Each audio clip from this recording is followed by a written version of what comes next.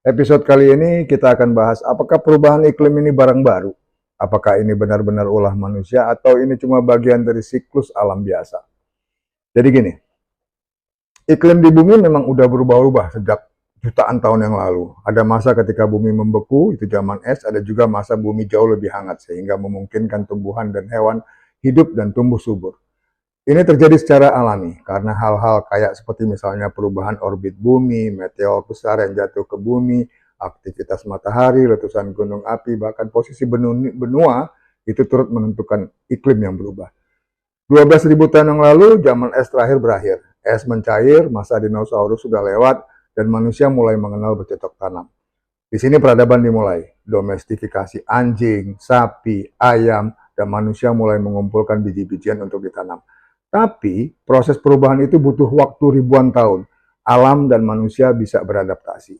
Gimana sekarang? Titik baliknya datang sekitar tahun 1750-an. Saat itulah dimulai revolusi industri di Inggris ketika Thomas Newcomen menemukan mesin uap dan disempurnakan oleh James Watt.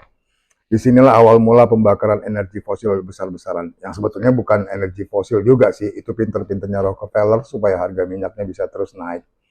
Singkatnya, penemuan mesin uap ini mendorong pembakaran batu bara secara besar-besaran.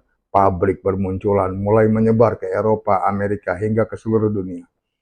Penemuan minyak untuk komersil pada abad ke-19 itu memudahkan orang untuk membawa energi fosil ini kemana-mana sehingga revolusi transportasi pun dimulai. Lalu apa dampak dari revolusi industri dan transportasi ini? Sejak saat itu, manusia mulai melepaskan emisi karbon dioksida dalam jumlah besar ke atmosfer.